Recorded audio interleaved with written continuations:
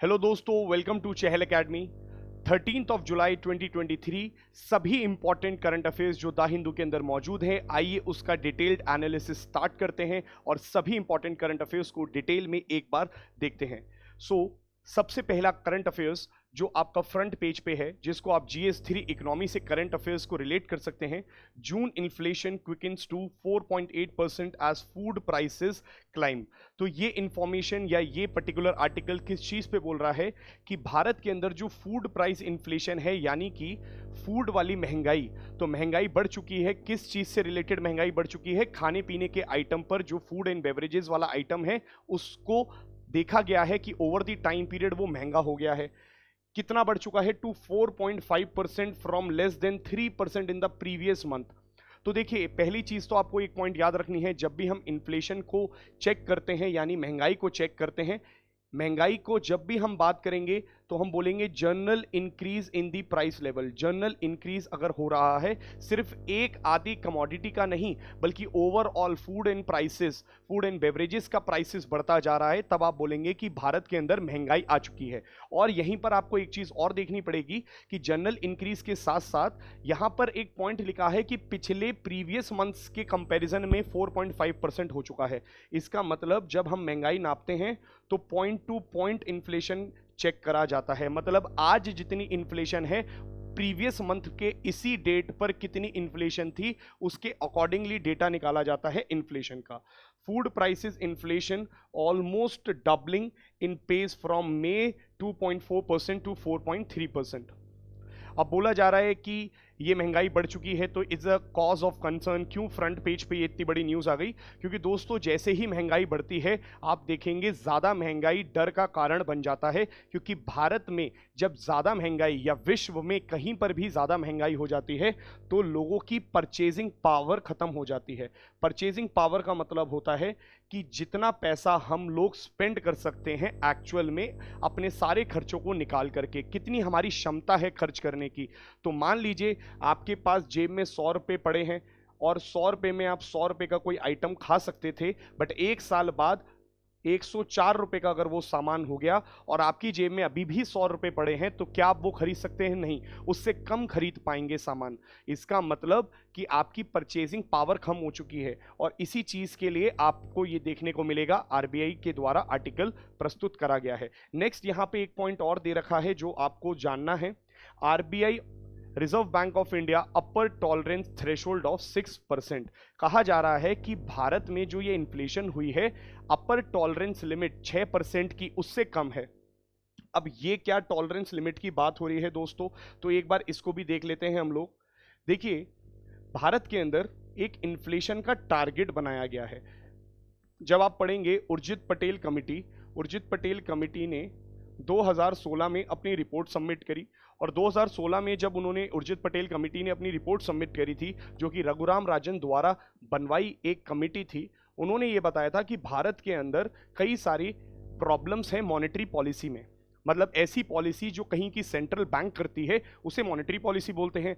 और monetary policy में भारत के कई सारे लूपहोल्स थे, जिसको ठीक करने के लिए रघुराम राजन ने उर्जित पटेल को एक कमेटी हेड करवाई। और उसका काम था कि मॉनेटरी पॉलिसी के अंदर क्या चेंजेस आने चाहिए।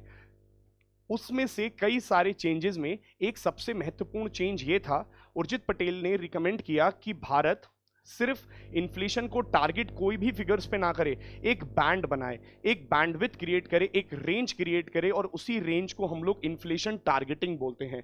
तो देखिए, कंज्यूमर प्राइस इंडेक्स यानी कि CPI पे हम लोग 2 से 6% के बीच पे इन्फ्लेशन को टारगेट करते हैं। इसका लेमैन टर्म्स में अगर आपको समझना हो तो आप ऐसा समझ सकते हैं, मॉनेटरी पॉलिसी कमेटी यानी MPC, जो 2016 में उर्जित पटेल कमेटी के ही रिकमेंडेशंस पे आई थी, एक्चुअल में 2 से 6% के टारगेट को मेंटेन करके रखता है कंज्यूमर प्राइस इंडेक्स वाले इंडेक्स को चेक करके। अब अगर आपकी इन्फ्लेशन यानी महंगाई सीपीआई के बेस पे 2% से नीचे हो जाती है तब भी ये डर का माहौल है, क्योंकि थोड़ी बहुत इन्फ्लेशन हमेशा जरूरी होती है मार्केट में, ताकि सप्लायर उस बढ़े हुए प्राइस को देखकर ज्यादा सप्लाई कर सके। और ज्यादा इन्फ्लेशन भी खतरे का डर पैदा कर देती है, क्योंकि परचेजिंग पावर खत्म हो जाती है, आपकी मनी की वैल्यू इरोड हो जाती है, और आप जानते ही होंगे वेनेजुएला टाइप आपके हालात भी बन सकते हैं। सो इसका मतलब यहां पर यह बोला जा रहा है कि 2% के नीचे नहीं जानी चाहिए इन्फ्लेशन, 6% के ऊपर नहीं जानी चाहिए।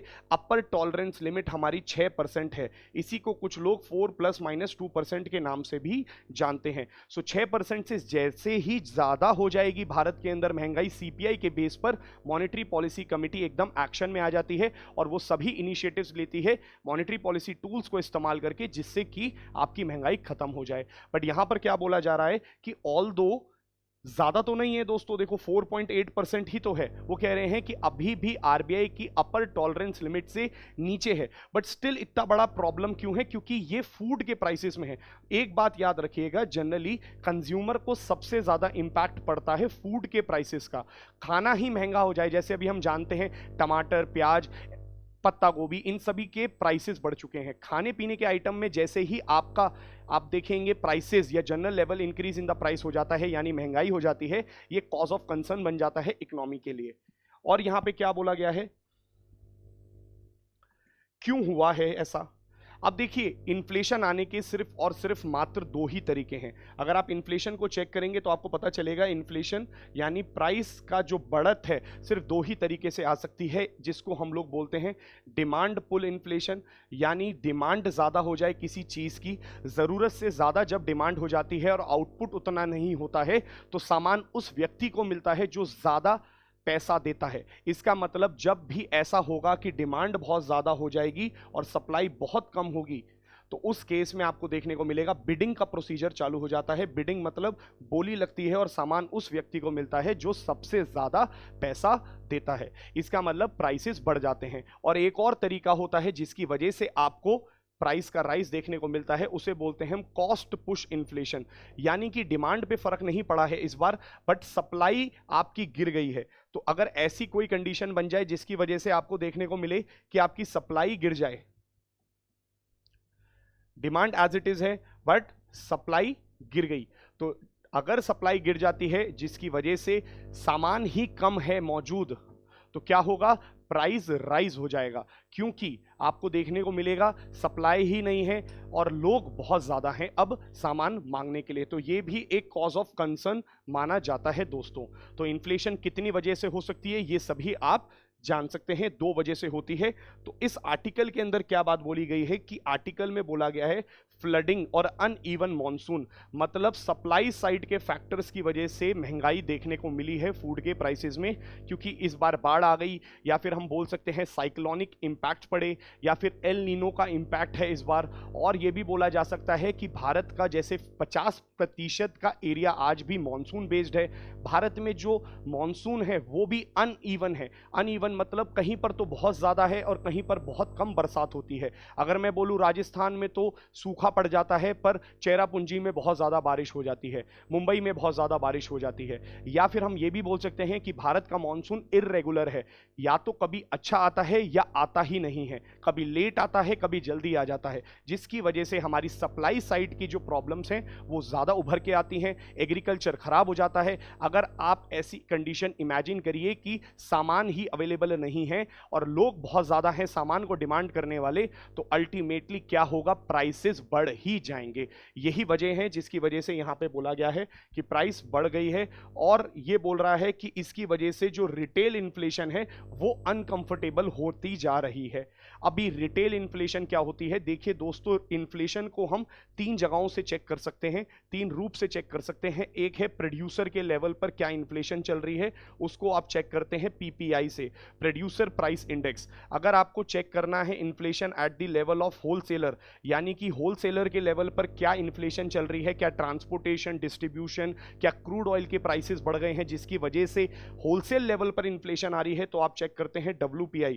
और अगर आप चेक करना चाहते हैं कि कंज्यूमर, एक अंत कंज्यूमर के लेवल पर क्या इन्फ्लेशन है, यानी महंगाई कितनी पड़ रही है एक आम नागरिक को, आपको, मुझको, जब हम सामान खरीदने जाते हैं, सब्जी मंडी जाते हैं और सब्जी मंडी जाकर के कोई सामान खरीदते हैं, तब हमें कितनी महंगाई मिल रही है, तो हम चेक करते हैं CPI से। और देखिए यही CPI बढ़ता हुआ दिख रहा है, जिसकी वजह से हम ये बोल सकते हैं कंज्यूमर यानी रिटेलर के लेवल पर जो इन्फ्लेशन हो रही है वो बढ़ती जा रही है। So retail inflation has been increased and this is a cause of concern and this is the article that is trying to say all about this.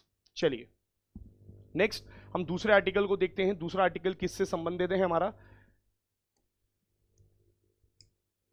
GS2 international relation से आप इसको रिलेट कर सकते हैं। Big ticket defence deals likely during PM Paris visit. अभी आप जानते ही हैं कि मोदी जी पेरिस जा रहे हैं और इंडिया फ्रांस जो है बहुत ही इंपॉर्टेंट रिलेशनशिप होल्ड करता है, बहुत ज़्यादा सिग्निफिकेंट है फ्रांस हमारे लिए।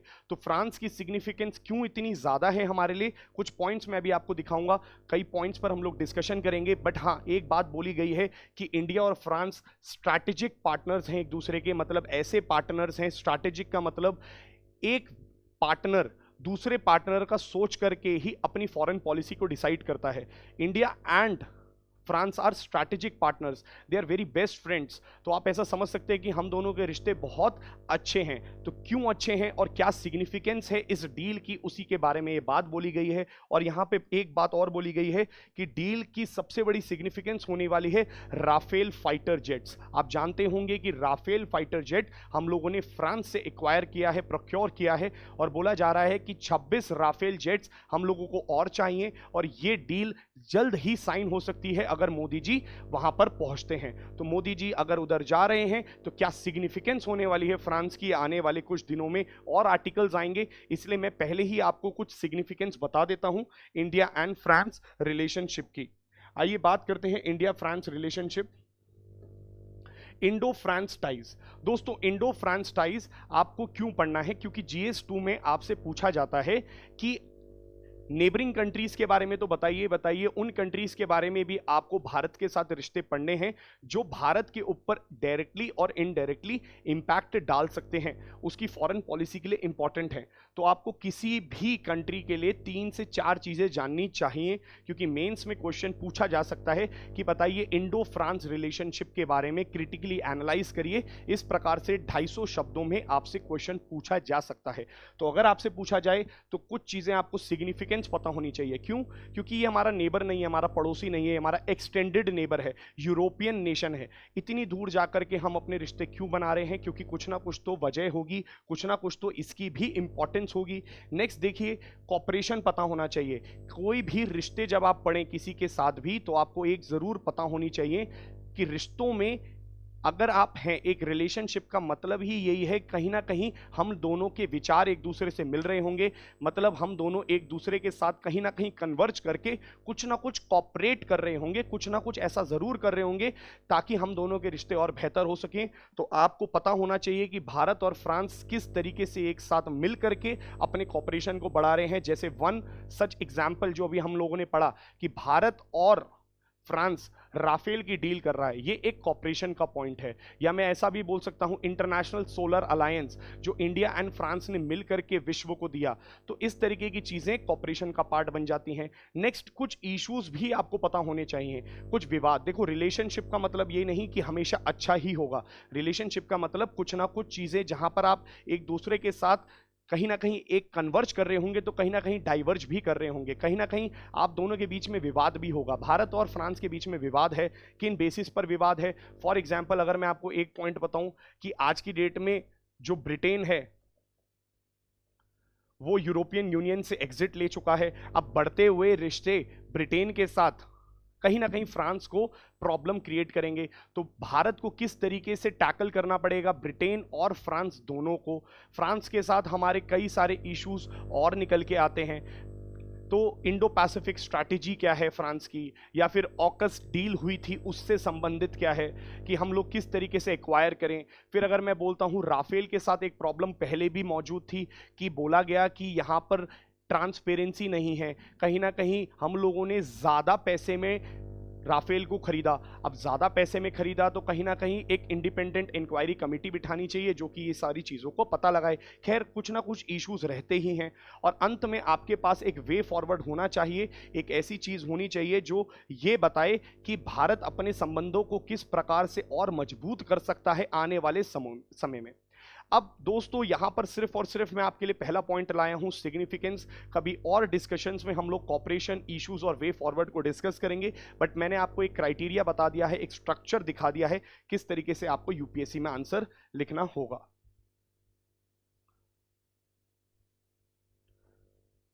चलिए देखिए, सबसे पहले significance, UNSC Bharat permanent member बनना चाहता है सिक्योरिटी काउंसिल का, आप सभी जानते हैं, और उस परमानेंट मेंबर में एक परमानेंट मेंबर का नाम है फ्रांस। तो फ्रांस की हाँ बहुत जरूरी है अगर हमें परमानेंट मेंबर बनना है। अगर भारत को यूएनएससी में परमानेंट मेंबर बनना है तो याद रखिएगा सभी 5 परमानेंट मेंबर्स की हाँ बहुत जरूरी है, और फ्रांस हमारे लिए हाँ करता है इस बात के लिए ही very frequently tells कि India is capable and India is eligible to become a member of the UNSC. Next, nuclear suppliers group, आप जानते हैं 1975 में न्यूक्लियर सप्लायर्स ग्रुप लाया गया। एक ऐसा ग्रुप है जहां पे कुछ कंट्रीज मेंबर हैं। मेंबर बनने के लिए आपको एनपीटी साइन करना है, यानी कि नॉन प्रोलिफरेशन ट्रीटी। भारत ने एनपीटी साइन नहीं करा है जिसकी वजह से कुछ एडवांस न्यूक्लियर टेक्नोलॉजी से हम वंचित रह जाते हैं। तो दोस्तों फ्रांस एनएसजी में एक वेवर दिलवाने के काम आ सकता है। हमें अगर एनएसजी में मेंबर बनना है, सबकी हाँ चाहिए। अगर भारत एनएसजी में मेंबर बनना चाहता है विदाउट साइनिंग एनपीटी तो सबका कंसेंसस रिक्वायर्ड है, और फ्रांस हाँ करता ही रहता है समय समय पर। It is because of China जो हम मेंबर नहीं बन पाते हैं। फिर बात होती है एंटी टेररिज्म की। फ्रांस के अंदर भी कई सारी टेररिस्ट एक्टिविटीज़ हुई हैं, और भारत तो आप जानते ही हैं कि टेररिज्म के खिलाफ हमेशा से आवाज़ उठाता आया है। इसी के लिए दोनों के संबंध भी बहुत मजबूत हो जाते हैं। फिर हम लोग भी और फ्रांस भी इस चीज पर बिलीव करता है कि जो आने वाला समय है या ग्लोबल ऑर्डर है वो मल्टीलेटरल वर्ल्ड पर जिंदा रहना चाहिए, ना कि यूनिलेटरल या कि यूनिपोलर वर्ल्ड या फिर बाइपोलर वर्ल्ड। जैसे 1945 से पहले यूनिपोलर वर्ल्ड था, सिर्फ और सिर्फ यूनाइटेड किंगडम हीरो था। 1945 से लेकर 1991 तक का एक बाइपोलर वर्ल्ड था जिसमें यूएसएसआर और यूएसए हीरो थे, और 1991 के बाद से 2008 तक एक अगेन यूनिपोलर वर्ल्ड आया जहां पे यूएसए सुपर पावर था। बट 2008 के बाद से मल्टीपोलर वर्ल्ड यानी मल्टीलेटरलिज्म की शुरुआत हो चुकी है। भारत भी इसको हाँ करता है, और सेम आप देखेंगे फ्रांस भी इसी कंसेप्ट या अप्रोच पर आगे बढ़ता है। हम दोनों same ideology, same shared value को प्रमोट करते हैं, चाहे वो डेमोक्रेसी हो, चाहे इक्वालिटी, फ्रेटर्निटी, लिबर्टी का नारा हो जो हम लोगों ने फ्रेंच रेवोल्यूशन से अडॉप्ट किया। तो कई सारी चीज़ें हम लोगों ने फ्रांस से ली हैं, फ्रांस को दी हैं। इस तरीके से हम दोनों की दोस्ती बहुत मजबूत दिखती है। नेक्स्ट, ये एक न्यूक्लियर एनर्जी के लिए बहुत ही इंपॉर्टेंट सोर्स साबित हो सकता है। फ्रांस न्यूक्लियर एनर्जी में काफ़ी ज़्यादा पावरफुल है, नेवल एनर्जी में काफ़ी ज़्यादा पावरफुल है, इवन सबमरीन्स के लिए काफ़ी ज़्यादा इंपॉर्टेंट है। तो आप देखेंगे P75I प्रोजेक्ट, जिसको हम लोग बोलते हैं प्रोजेक्ट 75I सबमरीन प्रोजेक्ट, जिसके लिए हम लोगों ने 6 स्कॉर्पियन क्लास सबमरीन्स बनवाई। तो ये जो सबमरीन प्रोग्राम था ये भी हम लोगों ने फ्रांस के थ्रू करवाया, क्योंकि हिस्टोरिकली भी आप देखेंगे यही नेवल पावर है। एक ब्रिटेन भी नेवल पावर है obviously, but France is also well developed and nuclear development के लिए भी काम कर सकता है। प्लस हम लोगों को जो सिविल पर्पस के लिए यानी कि बिजली बनाने के लिए न्यूक्लियर चाहिए वो भी फ्रांस से लिया जा सकता है। फिर क्लीन एनर्जी, देखिए दोस्तों आज की डेट में रिन्यूएबल एनर्जी पे बहुत ज़्यादा फोकस किया जा रहा है। हम लोग जानते हैं कि ग्लोबल वार्मिंग और क्लाइमेट चेंज आज की डेट में एक रियलिटी बन चुके हैं। सो हम इस बात को भी प्रमोट करना चाहते हैं, और इस बात से भी ये बात समझना चाहते हैं कि भारत जब फ्रांस जाएगा या फ्रांस जब भारत आएगा और इन दोनों के रिश्ते आपस में एक दूसरे के साथ बढ़ेंगे तो क्लीन एनर्जी का भी डेवलपमेंट होगा। जैसे international solar alliance, solar technology को प्रमोट करने के लिए भारत और फ्रांस ने मिलकर के 2015 में United Nations framework convention on climate change COP 21 के साइडलाइंस में आईएसए को लॉन्च करा। तो दोस्तों आप ये बात समझ पा रहे होंगे कि क्लीन एनर्जी बहुत ज़रूरी टॉपिक है, क्लीन एनर्जी आने वाला फ्यूचर है और फ्रांस के पास क्लीन एनर्जी के सोर्सेज हैं। It is a well developed nation and India requires this. Bharat का टारगेट है पंचामृत प्रिंसिपल्स जो मोदी जी ने COP 26 के अंदर दिए, या हमारी जो चैलेंजेस हैं जैसे बॉन्ड चैलेंज है, या फिर हमारी जो कमिटमेंट्स हैं इंटरनेशनल अरीना में, उसको फुलफिल करने के लिए you require the point of France and you require the technology from the France and defence. आप बहुत ही कॉमन सी बात है दोस्तों, डिफेंस में काफी ज्यादा अच्छा है, राफेल है इसके पास तो आप जानते ही हैं, है ना। डिफेंस प्रोजेक्ट्स में काफी ज्यादा एडवांस्ड है फ्रांस, और फ्रांस से हम लोग क्या ले सकते हैं, डिफेंस इक्विपमेंट्स जैसे कि राफेल।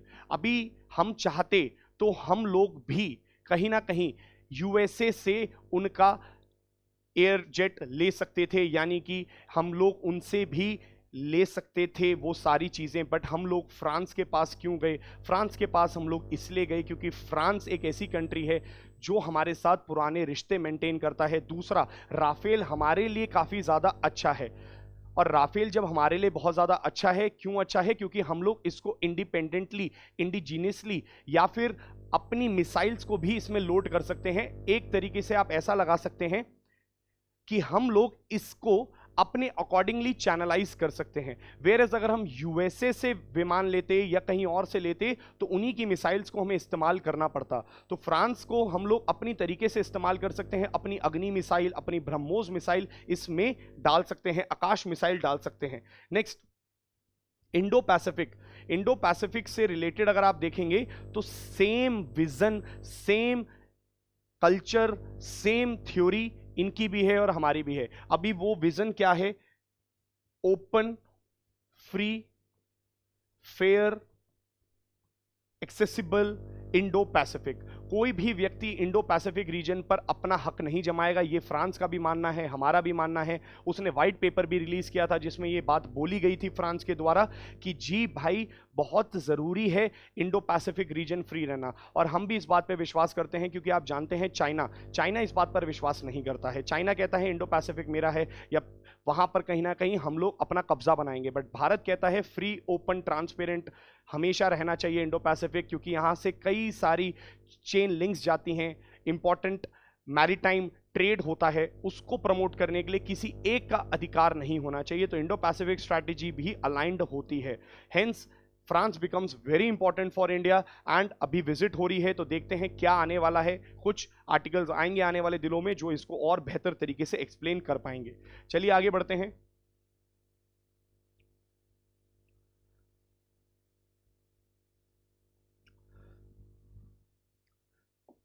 दोस्तों ये वाला आर्टिकल भी काफ़ी ज़्यादा इंपॉर्टेंट है, अभी मैं आपको बताऊंगा किस तरीके से इंपॉर्टेंट है। इसको आप लोग GS1 हिस्ट्री से रिलेट कर सकते हैं। अभी क्या हुआ है, international society for Krishna consciousness, जिसको हम लोग इस्कॉन बोलते हैं, तो इस्कॉन के एक मंक जिसका नाम है, जिनका अमोघ लीला दास, अभी इन्होंने हाल ही में एक थोड़ा सा कंट्रोवर्शियल स्टेटमेंट दे दिया था। कंट्रोवर्शियल स्टेटमेंट क्या था दोस्तों? कंट्रोवर्शियल स्टेटमेंट में आप यहां पे देख सकते हैं, उन्होंने ये बात बोल दी थी, Ramakrishna Paramhans and Swami Vivekanand by banning him for 1 month and asking him to withdraw from public life। तो इन्होंने क्या बोला था, कुछ कमेंट्स करे थे रामकृष्ण परमहंस और स्वामी विवेकानंद के ऊपर, जिसकी वजह से इस्कॉन ने इनको बैन कर दिया है 1 महीने के लिए। अभी ये पूरी की पूरी कंट्रोवर्सी क्या है उसके लिए मैं आपको ये दिखाता हूं। इन्होंने ये बोल दिया था Swami Vivekananda for eating fish, तो 43-year-old monk criticized the Swami Vivekanand for eating fish, which increased or which led to the controversy in the West Bengal, where fish is an essential part of the diet. The majority population and is an even offered to the deities in certain religious traditions। तो इन्होंने क्या बोल दिया था कि स्वामी विवेकानंद या परमहंस, रामकृष्ण परमहंस, ये nonveg खाते थे, यानी कि एक तरीके से मछली खाते थे, और इसी बात से वेस्ट बंगाल के लोग विरोध करने लग गए, क्योंकि वहाँ पर एक इंपॉर्टेंट डाइट स्टेपल है। देखिए वहाँ क्योंकि कोस्ट एरिया है और कोस्ट एरिया में मछली नहीं खाएंगे तो इकोलॉजिकल डिसबैलेंस भी क्रिएट हो सकता है। सो कहीं ना कहीं ये उनके कल्चर का पार्ट है जिस पर इन्होंने एक टिप्पणी करी, जिसकी वजह से इनको रिमार्क्स या फिर इस्कॉन के द्वारा कुछ पनिशमेंट्स दी गई हैं। ये कंट्रोवर्सी का मुद्दा है, बट इस पे हमें नहीं जाना है। हमें किस में जाना है, हमें ये बात करनी है। देखिए रामकृष्ण परमहंस के बारे में, स्वामी विवेकानंद के बारे में हमें पढ़ना है, क्योंकि मॉडर्न इंडियन हिस्ट्री में ये पूछा जा सकता है। नेक्स्ट हमको थोड़ा सा पढ़ना पड़ेगा जो यहां पर लिखा है। देखिए ISKCON founded by Srila Prabhupada 1966, फिर हेडक्वार्टर्स एट वेस्ट बंगाल, फिर रामकृष्ण मिशन क्या है, स्वामी विवेकानंद 1897 में इसको बेलोर में कैसे इस्टेब्लिश करते हैं। तो एक पूरी की पूरी स्वामी विवेकानंद और रामकृष्ण परमहंस की हम लोग बात करते हैं और इनके बारे में देखते हैं क्या स्टार्टिंग है। देखिए रामकृष्ण परमहंस के बारे में मैं आपसे स्टार्ट करता हूं। रामकृष्ण परमहंस को बोला गया he was a mystic and a religious leader of the 19th century in Bengal. Bengal के एक मिस्टिक रिलीजियस लीडर हैं रामकृष्ण परमहंस। मिस्टिक का मतलब वो होता है जो भगवान के साथ एक हो जाते हैं। बोलते हैं कि इन्होंने भगवान के दर्शन कर लिए हैं या ये भगवान को समझ चुके हैं या फिर प्रभु के साथ एक हो गए हैं। नेक्स्ट ये कब जन्म लिया था इन्होंने, 1836, और इनकी मृत्यु हो जाती है 1886 थ्रोट कैंसर से। Last point and next point is,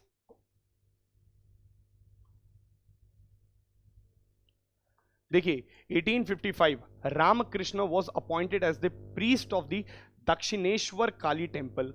अभी दक्षिणेश्वर काली टेम्पल बंगाल के अंदर इनको प्रीस्ट बना दिया जाता है। जब इनको प्रीस्ट बना दिया जाता है वहां पर, तो आप देखेंगे एक समय ऐसा आता है जब ये महाकाली के ऊपर ध्यान करते हैं, तो बोला गया है कि स्पिरिचुअल एक्सपीरियंस में इनको महाकाली के दर्शन भी होते हैं दक्षिणेश्वर टेम्पल के अंदर ही, क्योंकि he was a priest there. और ज्यादा स्पिरिचुअल एक्सपीरियंस को गैदर करने के लिए इन्होंने ह्यूमैनिटेरियन और हिंदुइज्म के अंदर के जो डिफरेंट कल्ट्स और सेक्ट्स हैं उनको पढ़ना स्टार्ट कर दिया। वेद या फिर मैं ऐसा बोल सकता हूं जितने शास्त्र हैं उनका अध्ययन स्टार्ट कर दिया। नेक्स्ट देखिए इन्होंने कुछ मार्ग चूज करे इस पाथ पे चलने के लिए। पहले मार्ग को बोलते हैं रिनंसिएशन। रिनंसिएशन मतलब परित्याग का पाथ। इन्होंने बोला कि सब कुछ छोड़ दिया जाए, रिनंस कर दिया जाए, उस त्याग के मार्ग पर ये आए। फिर इन्होंने अपने उस मार्ग में मेडिटेशन को भी इस्तेमाल किया। तो इन्होंने बोला कि मैं स्पिरिचुअल एक्सपीरियंस कैसे पा सकता हूं, मेडिटेशन के थ्रू। नेक्स्ट भक्ति मार्ग को भी माना गया है कि इन्होंने इस्तेमाल किया है। देखिए 3 तरीके के मार्ग बताए गए हैं भगवत गीता में। एक होता है ज्ञान मार्ग, एक होता है भक्ति मार्ग, और एक होता है कर्म योगा या कर्म मार्ग। तो देखो कर्म मार्ग भी है, भक्ति मार्ग भी है और ज्ञान मार्ग भी है। तो इन्होंने बोला कि भक्ति मार्ग सबसे सर्वोपरि है और उसको फॉलो किया। नेक्स्ट इन्होंने तंत्र मार्ग को भी इस्तेमाल किया। अभी तंत्र का डिसिप्लिन डिवोटी कौन होते हैं, वो ये बोलते हैं कि अपने जितने भी आपके डिजायर्स हैं या जो भी आपके मन में चीजें चल रही हैं, आप उनसे भागे नहीं बल्कि उसको फेस करिए। जब आप उसको फेस करेंगे, बिल्कुल एक तरफ से देखेंगे, तो वो अपने आप चीजें खत्म हो जाएंगी या आपको उसका महत्व समझ में आ जाएगा कि उन मेटेरियलिस्टिक चीजों में कुछ नहीं पड़ा है। तो जो भी डिजायर्स हैं उसको छुपाइए नहीं बल्कि फेस करिए, और जो भी आपके अंदर के डर मौजूद हैं उसको भी आप एकदम जाकर के फेस करिए, तब आपको पता चलेगा। और इसी मार्ग को तंत्र मार्ग बोला गया। बोला सारी सेंस अट्रैक्शन को किस में लगा दो, सिर्फ और सिर्फ प्रभु की भक्ति में। तो प्रभु की भक्ति में आप लीन हो जाइए और उसी में एकदम विलीन होकर के आप जब भक्ति करेंगे, सारे अपने सेंसेस को, जितने आपके सेंसेस हैं उनको उसी में अट्रैक्ट करिए, उसी में फोकस करिए। यह है तंत्र मार्ग। इन्होंने तंत्र मार्ग का भी इस्तेमाल किया। फिर बाद में आप देखेंगे इन्होंने वैश्वनिज्म को भी अडॉप्ट किया। भक्ति कल्ट के मूवमेंट में भी एक कहीं ना कहीं आप देखेंगे भक्ति कल्ट जब चल रहा था या भक्ति मूवमेंट चल रहा था, वैष्णविज्म उभर के आया, जिसमें बोला गया कि आप वैष्णवाइट हैं, यानी कि आप श्री कृष्ण या विष्णु के जितने भी अवतार हैं उनको आप अपने अकॉर्डिंग एक भक्ति कर सकते हैं। आप बचपन के रूप को भी कर सकते हैं या बड़े रूप को भी कर सकते हैं, और विष्णु जी के जितने रूप हुए हैं उन सभी की आप पूजा कर सकते हैं, उनके साथ एक हो सकते हैं। नेक्स्ट, फिर इन्होंने लास्टली अद्वैत वेदांत यानी वैसा वेदांत, वेदांत का मतलब होता है दोस्तों वेदों का अंत, इसलिए इसको बोला जाता है वेदांत, द लास्ट नॉलेज। और अद्वैत का मतलब होता है वन विदाउट द अदर। अद्वैत वेदांत का कंसेप्ट ये कहता है कि मैं और आप अलग अलग नहीं हैं, हमारा सोर्स एक है, हम सब एक ही हैं। दिस मीन्स कि अद्वैत मतलब एक ही है, there is no duality, there is no duality existing. हम, मैं और आप अलग अलग दिख रहे हैं, मैं और चेयर अलग अलग दिख रहे हैं, बट हमारे यहाँ पे अगर आप बिल्कुल रूट पर जाओगे तो जो मटेरियल मैं जिससे बना हूं वही मटेरियल से ये पूरा का पूरा संसार बना है, इसका मतलब अद्वैत वेदांत है। नेक्स्ट, इन्होंने इस्लाम और क्रिश्चियनिटी को भी पढ़ा और फिर फाइनली इन्होंने एक चीज को समझ लिया कि सारे के सारे रिलीजन, सारे के सारे शास्त्र, सारे के सारे जितने भी हमारे यहाँ टेक्स्ट बुक हैं, जो भी चीजें बताई जा रही हैं वो सब एक ही तरफ इशारा कर रही हैं, एक ही प्रोसेस की तरफ इशारा कर रही हैं, that all leads to the God. वो सब ही आपको प्रभु के दर्शन कराती हैं। प्रभु अंत है, यानी भगवान की जो खोज है वो सारे शास्त्र आपको अंत में वहीं तक पहुंचाते हैं। तो सभी शास्त्र, सभी धर्म, सारे ही रिलीजन एक तरफ इशारा कर रहे हैं, एक ही भगवान की तरफ इशारा कर रहे हैं, एक ही तरफ बोल रहे हैं। एवरी रिलीजन इज ट्रू, यहां से ये बात भी आती है, and they all are fundamentally same and all names of the same God. तो उन्होंने कहा बस बोलने का तरीका, प्रैक्टिस करने का तरीका, पूजा करने का तरीका और भक्ति करने का तरीका अलग अलग हो सकता है, परंतु प्रभु एक ही है, भगवान एक ही है, उसी तरफ इशारा करा जा रहा है। He did not wrote any books, इन्होंने अपने जीवन काल में कोई भी किताब नहीं लिखी। यूपीएससी आपसे पूछ सकता है कि कोई टेक्स्ट लिखा, नहीं लिखा, परंतु इनकी कॉन्वर्सेशंस, इनकी स्पीचेस एक स्टोरीज के फॉर्म में मौजूद हैं। इनके जितने भी क्लोज डिसाइपल्स थे ये उनको वो सारी स्टोरीज सुनाते थे और उनके साथ पूरा का पूरा एक वार्तालाप या कॉन्वर्सेशन करते थे और उनको फॉलो करवाते थे द पाथ ऑफ रिनंसिएशन, जिससे उन्होंने प्रभु को प्राप्त किया या अपनी भक्ति को प्राप्त किया। उसी पाथ पर वो अपने सारे डिसाइपल्स यानी कि अपने सारे फॉलोअर्स को फॉलो करवाते थे और इसको बोलते थे मोनिस्टिक लीनिएज। और इसी मोनिस्टिक लीनिएज जिसमें वो सभी अपने डिसाइपल्स को आगे फॉलो करवा रहे हैं द सेम पाथ, इसको बोलते हैं the Ramakrishna order. Ramakrishna order का मतलब है कि हर व्यक्ति रामकृष्ण के द्वारा या उनके डिसाइपल्स का डिसाइपल बनता जाएगा और इस पाथ पर आगे बढ़ता जाएगा। एंड द फेवरेट डिसाइपल, इनके सबसे प्रिय शिष्य वो थे स्वामी जी, मीन्स द स्वामी विवेकानंद। तो उनमें से ही एक डिसाइपल यानी एक भक्त या एक फॉलोअर कौन थे उनके? स्वामी विवेकानंद। आइए बात करते हैं आगे स्वामी विवेकानंद की। 12 ऑफ जनवरी 1863, 12 जनवरी 1863 इनका जन्म होता है। 1984 में सरकार ने इस डेट को 12 जनवरी को नेशनल यूथ डे भी बना दिया है, जस्ट फॉर द इंफॉर्मेशन। अच्छा, जब इनका जन्म हुआ तो इनका ओरिजिनल नाम है नरेंद्र नाथ दत्ता।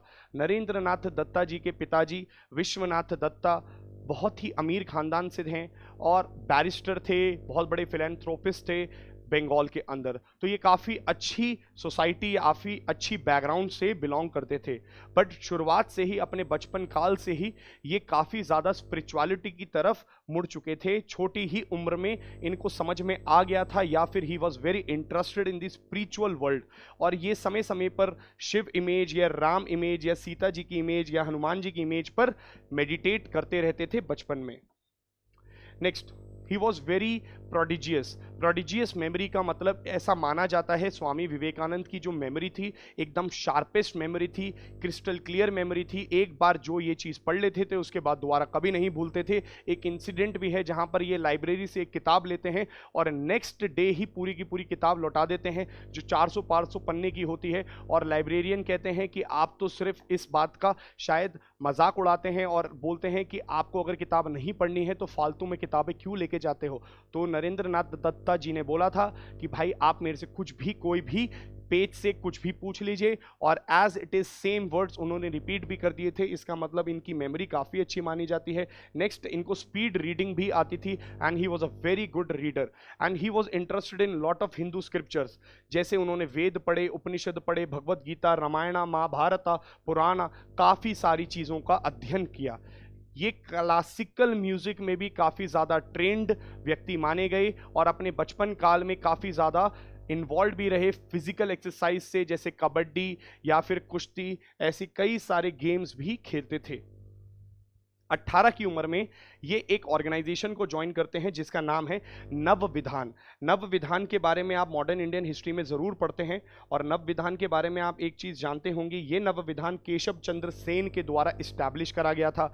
केशव चंद्र सेन अगेन ब्रह्मो समाज के आइडियल्स को ही फॉलो करते थे, कहीं ना कहीं उससे इन्फ्लुएंस थे। सारी चीज़ों को तो फॉलो नहीं करते थे ऑब्वियसली, क्योंकि ब्रह्मो समाज में उनका भी डिवीजन होता है आगे जाके, बट कहीं ना कहीं ब्रह्मो समाज के कुछ आइडियल्स को फॉलो करते थे केशव चंद्र सेन। और केशव चंद्र सेन के द्वारा एक नव विधान खोला गया था जिसमें ये भी पार्टिसिपेट करते हैं। अच्छा, जैसे ही ये पार्टिसिपेट करते हैं नव विधान में, तो आप देखेंगे क्योंकि केशव चंद्र सेन का जो आइडियोलॉजी थी ब्रह्मो समाज से रिलेटेड थी, तो इनकी आइडियोलॉजी भी ब्रह्मो समाज से रिलेटेड ही बन गई। तो स्वामी विवेकानंद काफी ज्यादा इंक्लाइंड रहे स्टार्टिंग में ब्रह्मो समाज के कुछ आइडियल से, जैसे कि आइडल वर्शिप बेकार है, फॉरबिड कर दिया गया था। ब्रह्मो समाज भी इसी बात की बात करता था। फिर राइट्स एंड रिचुअल्स की भी खिलाफ था आपका ब्रह्मो समाज। But he was not satisfied with any philosophy. उनका मानना था कि वो खुश नहीं थे, वो ये कोई भी फिलॉसफी, कोई भी शास्त्र उनकी बात का जवाब नहीं दे पा रहा था, उनको एकदम अंदर से संतुष्ट नहीं कर पा रहा था, ये नहीं बता पा रहा था, उनकी जो क्यूरियोसिटी है उसको खत्म नहीं कर पा रहा था। या फिर ऐसा भी बोल सकते हैं उनको आत्मज्ञान तो हो रहा था, आत्म का बोध नहीं हो पा रहा था, वो अपने आप को एक्सपीरियंस नहीं कर पा रहे थे, अपने आप को ढंग से नहीं जान पा रहे थे। And the only question he used to ask from everyone, जहां भी जाते थे पूछते थे, बताओ क्या तुमने कभी भगवान को देखा है, क्या तुम भगवान से मिले हो? और कोई भी उसका ढंग का आंसर नहीं दे पाता था, सही से उनको सेटिस्फाई नहीं कर पाता था।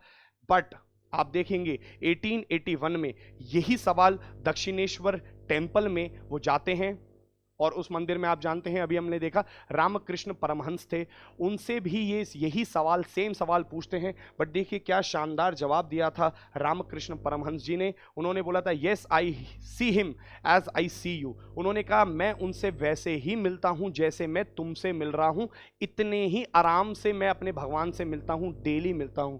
और विवेकानंद को ये बात बहुत ज़्यादा अलग लगी, शायद उनको ये बात समझ में भी नहीं आई, और शायद उनको ये बात इतनी ज़्यादा प्रभावित कर गई कि उनको लगा कि अब ज्ञान और लेना चाहिए रामकृष्ण परमहंस से। तो he started frequently visiting to Dakshineswar temple. अपनी स्पिरिचुअल जर्नी की शुरुआत वो यहीं से करते हैं, और स्पिरिचुअल जर्नी जैसी ही शुरुआत होती है तब आप देखेंगे उनकी पिताजी की भी मृत्यु हो जाती है। जब उनके पिताजी मर जाते हैं तब उनको जीवन में और संघर्ष देखने को मिलता है, परंतु वहाँ पर आप देखेंगे कुछ जीवन के तथ्यों से, कुछ जीवन के सत्य से वो रूबरू होते हैं, और उनको वहां पर ये बात समझ में आती है कि जो रामकृष्ण परमहंस की आइडियोलॉजी है वही आइडियोलॉजी उनकी भी बनती जा रही थी। तो कुछ स्टार्टिंग में तो क्योंकि केशव चंद्र सेन के आइडियोलॉजी से प्रभावित थे, तो स्टार्टिंग में उन दोनों के बीच में कई बार विवाद भी हुआ। किसके बीच में?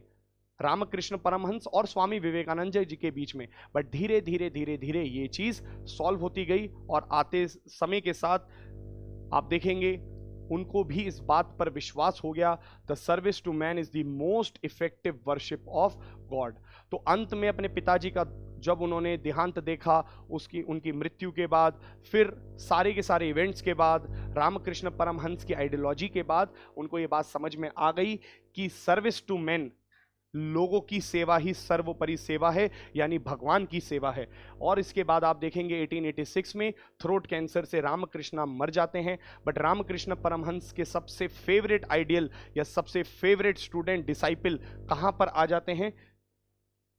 इस पूरे के पूरे ऑर्गेनाइजेशन को संभालने के लिए। तो स्वामी विवेकानंद रामकृष्ण मठ का इस्टेब्लिशमेंट करते हैं। कहां पर इस्टेब्लिश करते हैं? मठ मतलब जहां रहने की जगह है, जो एक जगह है इनके रहने की, जहाँ पे सारे डिसाइपल्स रहेंगे। क्योंकि जब इनके पिताजी की मृत्यु हो गई थी तो इनके पास पैसे भी मौजूद नहीं थे, तो इनको अपनी जगह बदलनी पड़ी। जहाँ पर दक्षिणेश्वर टेम्पल में तो कोई इनकी मदद नहीं कर रहा था, दूसरी जगह गए, और वो दूसरी जगह क्या थी?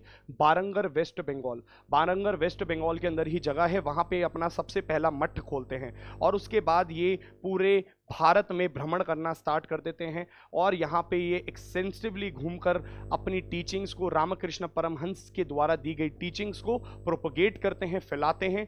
और यहाँ से आप देखेंगे इनकी जर्नी स्टार्ट हो जाती है। Spirituality and daily life is one. सबसे पहले इंपॉर्टेंट ये सिखाते हैं कि भाई स्पिरिचुअलिटी और डेली लाइफ मतलब आपके जो दिन कार्य हैं अलग अलग नहीं हैं। आप गृहस्थी में रहकर भी स्पिरिचुअल हो सकते हैं। आपको सब कुछ छोड़ करके त्याग का मार्ग नहीं अपनाना है।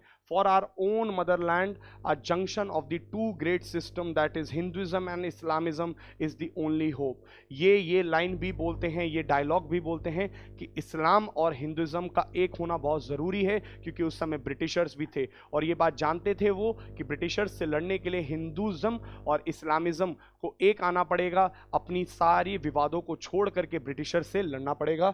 तो he also talk of the oneness of the God, he also talk about and help in the reformation of the movement that was going against the Britishers।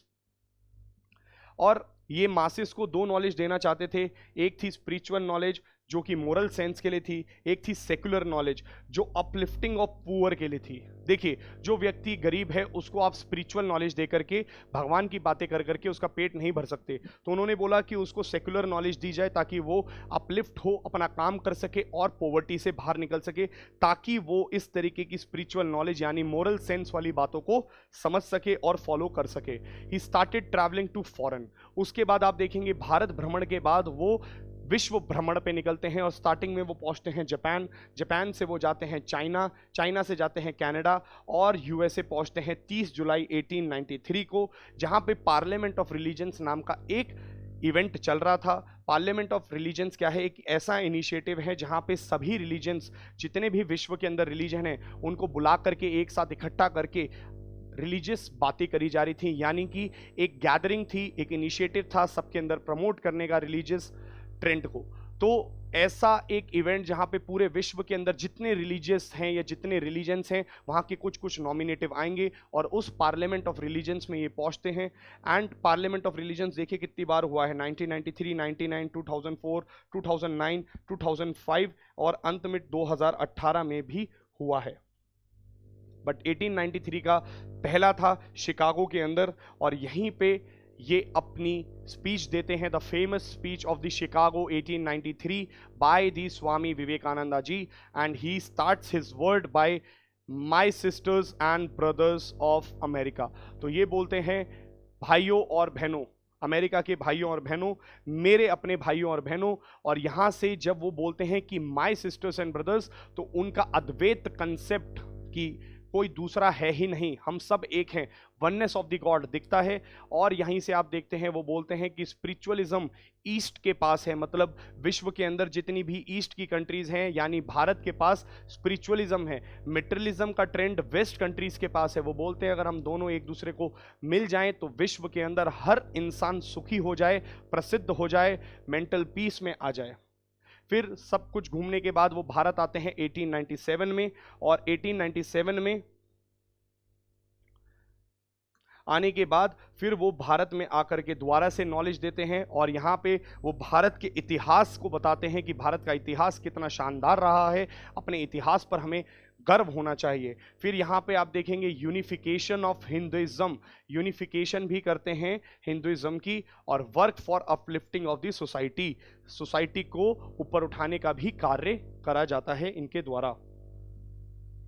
फिर अंत में रामकृष्ण मूवमेंट क्या है? देखिए, रामकृष्ण मूवमेंट, रामकृष्ण मठ बना था और इसका हेडक्वार्टर्स बेलौर रखा गया। बेलौर कब कर दिया गया? क्योंकि 1898 में जो बारंगर में खोला गया था मठ, उसको शिफ्ट करके बेलौर कर दिया गया है। अब ये पूरी कहानी मेरे को आपको इसलिए बतानी पड़ी क्योंकि न्यूज में लिखा है कि रामकृष्ण मठ एट बेलौर, वेस्ट बंगाल। तो वो बेलौर कब आया था? 1898 में। इसके पीछे की हिस्ट्री आपको पता होनी चाहिए। और एक चीज और याद रखिएगा, रामकृष्ण मिशन, ये रामकृष्ण मूवमेंट के अंदर दो चीजें हैं, एक है मठ, एक है मिशन। मिशन का काम क्या है दोस्तों? मिशन का काम है ह्यूमैनिटेरियन एंड स्पिरिचुअल असिस्टेंस। देखिए, कभी भी कोई डिजास्टर आता है, नेचुरल कैलामिटी आती है, तो रामकृष्ण मिशन स्पिरिचुअल और ह्यूमैनिटेरियन डिजास्टर रिलीफ काम करता है। और ये मठ आज भी डिसाइपल्स को ट्रेन करता है। तो डिसाइपल्स यहां होते हैं और ये एक मिशन है। तो रामकृष्ण मिशन और मठ में फर्क याद रखिएगा, और ये दोनों मिलाकर के रामकृष्ण मूवमेंट बन जाते हैं। अब बात करते हैं इस्कॉन की जल्दी से। इसको हरे कृष्णा मूवमेंट या गौड़े वैष्णविज्म को प्रमोट करने वाला मूवमेंट भी बोला जाता है। 1966 में बना था न्यूयॉर्क सिटी में। किसके द्वारा बनाया गया था अभी हम लोगों ने पढ़ा, प्रभुपदा। और इसका कोर बिलीफ है कि भगवत गीता और भगवत पुराण ही सबसे सर्वोपरि हैं, यही सत्य है, इसी के ऊपर ये पूरा का पूरा बेस्ड है। यानी भक्ति मार्ग, भक्ति कल्ट, इस पर ये सबसे ज्यादा बेस्ड है। भगवत गीता को सुप्रीम लिटरेचर बताया गया है। तो वापस से आते हैं और देखते हैं कि इतने बड़े महान व्यक्तियों के बारे में जब इस्कॉन के एक मंक बोलते हैं तो इस्कॉन उनको ही पनिश कर देता है। यही पूरी पूरी कंट्रोवर्सी है। चलिए आगे बढ़ते हैं।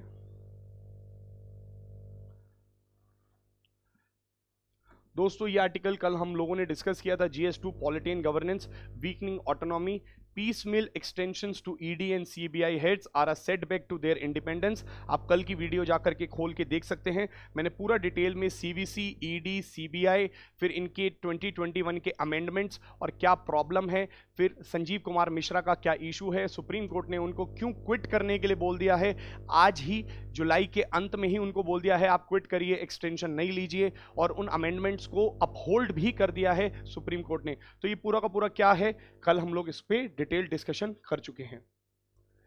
ये वाला आर्टिकल भी आप देख सकते हैं। वैसे it is not that important, but हाँ आप इसको रिलेट कर सकते हैं। बोला गया है लूट and the darkening of a colonial blot. देखिए शशि थरूर के द्वारा ये दिया गया एक आर्टिकल है जिसमें सिर्फ इतनी सी बात बताई गई है कि किस प्रकार से नीदरलैंड्स 484 वैल्यूएबल आर्टिफैक्ट्स को, जो कि उसने इंडोनेशिया और श्रीलंका से लूटा था कलोनियल टाइम पीरियड में, उसको वापस लौटा रहा है। और ये बोला जा रहा है शशि थरूर के द्वारा कि भारत से भी बहुत सारी चीज़ें लूटी गई थी विश्व के अंदर, अब समय आ चुका है कि हम उसको वापस लाएं, और हम लाएं ना लाएं उनका कर्तव्य बनता है कि वो उसे वापस दें। फॉर एग्जाम्पल कोहिनूर हीरा, तो वो इस बात पर भी बोल रहे हैं कि कोहिनूर हीरा को वापस लाना चाहिए। भारत के काफ़ी सारे आर्टिफैक्ट्स ऐसे हैं जो कहाँ पे मौजूद हैं, इंग्लैंड के अंदर मौजूद हैं। ऐसे आर्टिफैक्ट्स हैं जो कलोनियल वर्ल्ड, जिस समय कलोनियलिज्म चल रहा था, वो लेकर के हमारे यहाँ से चले गए थे। वो प्रीशियस आर्टिफैक्ट्स हमारे कल्चर का पार्ट है, हमारे धर्म का पार्ट है, उन्हें वापस लौटाना चाहिए। सो ये बोला गया है क्या ब्रिटेन को करना चाहिए। देखिए, retrospective justice for colonialism is not answered by financial reparations and the return of artefacts alone, as there needs to be moral atonement too. तो क्या बोला गया है कि सिर्फ और सिर्फ आप हमारे आर्टिफैक्ट्स को वापस कर दो, आप हमें फाइनेंशियली हेल्प कर दो। मान लीजिए आप आए थे और आप हम पे राज करके गए हैं 200 साल, आपने हमें लूटा है, आपने लूटा और उसका पैसा आप आज हमें लौटा दीजिए। आपने किसी का बुरा करा, उसके बाद आप वापिस कर दीजिए, बट क्या आप उसकी भरपाई कर पाएंगे? नहीं भरपाई कर पाएंगे। तो सिर्फ और सिर्फ रेट्रोस्पेक्टिवली आप पैसा दे दो, आप आर्टिफैक्ट्स वापस कर दो, उसी से भारत खुश नहीं होने वाला है। आपके अंदर की जो एक प्रिज्म है, जो भारत को देखने का प्रिज्म है, जिस एंगल से ब्रिटेन आज हमें देखता है, कलोनियल प्रिज्म से देखता है, उसको हटाने का वक्त आ चुका है। आपको मानना पड़ेगा कि आप आज छठी पोजीशन पे हैं और हम विश्व की 5वीं लार्जेस्ट इकोनॉमी बन चुके हैं। सो उस एंगल को आप हटा दीजिए कि भारत एक कलोनियल वर्ल्ड था, एक समय हम इसको कॉलोनी बना के जी रहे थे, तो आज वैसा नहीं होगा। आपके दिल से आपको एक तरीके से दुख या फिर पश्चाताप का आभास होना चाहिए, और तभी शायद वो सारे के सारे पाप हम भूल पाएं या फिर हम उस पर पर्दा डाल पाएं। ये आर्टिकल उसी को फोकस कर रहा है। बात करते हैं GS2 इंटरनेशनल रिलेशंस की। ये थोड़ा एक इंपॉर्टेंट आर्टिकल देखने को मिलेगा आपको। Quiet diplomacy could ease South China Sea tensions. अभी क्या बोला गया है, फॉरेन मिनिस्टर्स की मीटिंग हो रही है फिलीपींस में।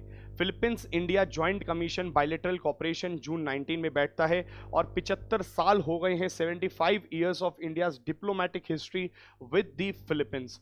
तो 75 ईयर्स हो चुके हैं, और बोला जा रहा है किस तरीके से क्वाइटली हम लोग डिप्लोमेटिकली ईज कर सकते हैं, थोड़ा सा शांत कर सकते हैं साउथ चाइना के अंदर, साउथ चाइना सी के अंदर जो बढ़ती हुई प्रॉब्लम्स हैं या टेंशन्स हैं, उसी के रिगार्डिंग ये आर्टिकल है, और इस आर्टिकल को समझना काफ़ी ज़्यादा इंपॉर्टेंट है। सबसे पहले तो हम लोग एक बार साउथ चाइना सी को देख लेते हैं और इससे रिगार्डिंग बात कर लेते हैं, फिर आपको शायद कुछ बात समझ में आएगी क्या बोला जा रहा है। देखिए, सबसे पहले आप ये देखिए, ये जो रेखा है, जिस रेखा को मैं अंडरलाइन कर रहा हूं, दिस पर्टिकुलर लाइन, इसको बोला जाता है 9 डैश लाइन। ये 9 डैश लाइन एक इमेजिनरी लाइन है जो कि चाइना के द्वारा ड्रॉ करी गई है, और वो ड्रॉ इसलिए करी गई है क्योंकि चाइना कहता है ये पर्टिकुलर जितना भी एरिया इस लाइन के अंडर है ये सारा का सारा चाइनीज एरिया है। और वो 9 डैश लाइन बनाते वक्त हिस्टोरिकल क्लेम्स को बताता है, कहता है जब सोंग डायनेस्टी थी यहाँ पे, या चाइनीज की जो कल्चर हिस्ट्री रही है उस समय ये सारा एरिया चाइना का माना जाता था। इस बेसिस पे ये अपना एरिया बताता है। अब बात क्या हो रही है कि इस एरिया की सिग्निफिकेंस इतनी ज़्यादा इंपॉर्टेंट क्यों है दोस्तों? इस एरिया की सिग्निफिकेंस इसलिए इतनी ज़्यादा इंपॉर्टेंट हो जाती है क्योंकि कुछ आइलैंड्स यहाँ पर हैं। देखिए, पैरासेल आइलैंड्स या फिर स्प्रैटली आइलैंड्स, या फिर मैं आपसे बोल सकता हूँ कि यहाँ पे जो एरियाज हैं वो चाइना अपना बता रहा है। अब चाइना अपना बता रहा है, दूसरी कंट्रीज इस एरिया में अपने क्लेम्स भी बता रही हैं, तो ये इतना ज्यादा इंपॉर्टेंट एरिया क्यों बन जाता है? सबसे पहले तो आपको एक चीज समझनी पड़ेगी, it is a trade link. Trade link किसका? यहां पे है आपका पैसिफिक और यहां पे है आपका इंडियन ओशन। तो इंडियन ओशन और पैसिफिक ओशन को एक दूसरे से जोड़ने का काम करता है कौन? ये साउथ चाइना सी। फिर दूसरा आप देखेंगे साउथ चाइना सी की इंपॉर्टेंस क्यों है? क्योंकि ग्लोबल सप्लाई चेन यहीं से जाता है, goes from this South China Sea, global supply chain. विश्व का मेजर ऑयल रिजर्व्स यहां से होते हैं। भारत का इंपोर्ट और एक्सपोर्ट मेजरली साउथ चाइना सी से भी होता है। तो कहीं ना कहीं आपको यह देखने को मिलेगा कि ये इंपॉर्टेंट एरिया है। फिर इसकी इंपॉर्टेंस और क्यों बढ़ गई है? क्योंकि यहां पे कई इंपॉर्टेंट रिसोर्स बताए गए हैं। अभी रिसोर्स जैसे हाइड्रोकार्बन, और क्या बताया गया है यहाँ पे? पॉलीमेटेलिक नोड्यूल्स, जिसको आप मैग्नीशियम नोड्यूल्स भी बोलते हैं। ऑयल के रिजर्व्स बताए गए हैं नीचे। तो कहीं ना कहीं ये एक इंपॉर्टेंट रिसोर्स बन जाता है फॉर फिशरीज ऑल्सो।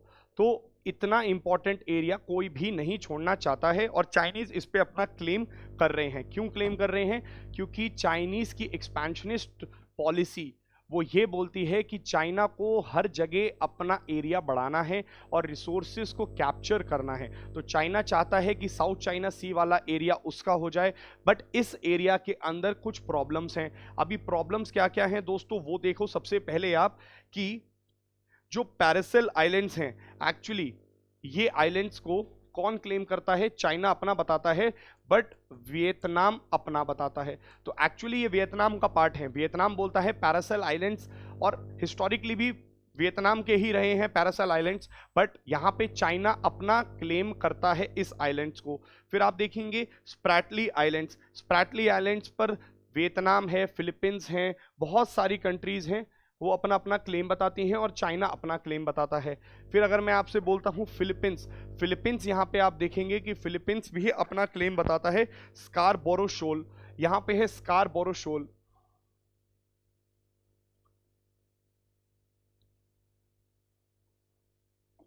देखिए, ये वाली इमेज से ज्यादा बेहतर आपको समझ में आएगा। फिलीपींस क्लेम करता है Scarborough shoal. Spratlys Islands are being claimed by Malaysia, Indonesia, Vietnam. Paracel islands को कौन क्लेम करता है? वियतनाम। बट चाइना कहता है ये सारा का सारा मेरा एरिया है। अब बात क्या आ रही है? बात आ रही है कि ये आइलैंड्स किसके हैं, वो डिसाइड करने की पावर किसको दी गई है? UNCLOS को दी गई है। देखिए, हिस्टोरिकल क्लेम से चीजें नहीं चलती हैं। आज आप ये नहीं बोल सकते हिस्ट्री के हिसाब से, अगर हिस्ट्री ही देखनी है तो एंटायर इंडियन सब कॉन्टिनेंट तो भारत का हिस्सा है। तो आज बांग्लादेश, नेपाल, भूटान और चाइना का कुछ हिस्सा, या फिर पाकिस्तान, अफगानिस्तान, श्रीलंका, ये तो सारा भारत का ही हिस्सा हो जाना चाहिए दोस्तों। ऐसा नहीं है। आज हम लोग भी रिस्पेक्ट करते हैं बाकी नेबर्स की। क्यों? क्योंकि मॉडर्न एरा है, और इस मॉडर्न एरा में मॉडर्न कंसेप्ट चलता है। उस कंसेप्ट का नाम है United Nation Convention on Law of the Sea. Sea के अंदर एक लॉ चलता है, उसको बोलते हैं UNCLOS। अभी UNCLOS का लॉ क्या है दोस्तों, जल्दी से देख लीजिए। UNCLOS बोलता है कि आपकी जो टेरिटरी है, आपकी टेरिटरी कितनी होगी पानी के अंदर, वो डिसाइड करता है UNCLOS। UNCLOS बोलता है कि आपकी एक, सबसे पहले तो आपको क्या करना है? देखिए, जब मैं ये रेखा खींच रहा हूं तो मैं मान के चल रहा हूं कि भारत की टेरिटरी बिल्कुल, या भारत की कोस्ट लाइन बिल्कुल सीधी है। जनरली ऐसा नहीं होता है, भारत की कोस्ट लाइन बिल्कुल सीधी नहीं है। कहीं पे उबड़ खाबड़ होगी, देखिए कहीं पे ऐसा होगा, कहीं पे ऐसा होगा। ऐसा क्यों होगा? इरोजन और डिपोजिशनल की वजह से। बट वो ये बोलते हैं आप एक काम करिए, आपकी कोस्ट लाइन के सबसे पास एक ऐसी रेखा खींच दीजिए जो सबसे नजदीक हो और सीधी हो, तो इसको बोला जाता है बेस लाइन। तो भारत या उनक्लॉस कहता है हर कंट्री क्या करे, सबसे पहले अपनी जो भी कोस्ट लाइन है उसके पास एक सबसे नजदीक और सीधी एक रेखा खींचिए जिसे बोले बेस लाइन। इस बेस लाइन के अंदर जो भी पानी आता है उसको बोलते हैं हम इंटरनल वाटर्स। ये भारत का हिस्सा है, यानी किसी कंट्री का, जिसका भी कंट्री की आप बात करोगे वो उसका हिस्सा है एज पर द उनक्लॉज। फिर यहां से बोलता है कि बेस लाइन से 12 नॉटिकल माइल्स अगर आप चेक करेंगे, एक नॉटिकल माइल करीबन 1.74 समथिंग किलोमीटर्स का होता है, तो 12 नॉटिकल माइल्स क्या है? टेरिटोरियल सी। फिर बेस लाइन से 24 नॉटिकल माइल क्या है? Contiguous zone. और 200 नॉटिकल माइल क्या है? Exclusive economic zone. तो एज पर दी उनक्लॉज ये बोला जाता है कि 200 नॉटिकल माइल्स तक एक कंट्री की टेरिटरी होती है जिसको एक्सक्लूसिव इकोनॉमिक जोन बोलते हैं। वियतनाम के एक्सक्लूसिव इकोनॉमिक जोन का पार्ट है पैरासल। स्कारबोरो शोल किसके एक्सक्लूसिव इकोनॉमिक जोन का पार्ट है? Obviously Philippines. और ये चाइना क्लेम करता है। देखिए यहां पर भी यही बात बोली गई है, उनक्लॉज की जो नॉटिकल माइल्स है वो उनकी है, बट चाइना इस बात को नहीं मानता है। फिर हुआ क्या, यहां पर एक आर्टिकल के अंदर अब हम वापस आते हैं और देखते हैं कि आर्टिकल के अंदर क्या बात मौजूद है।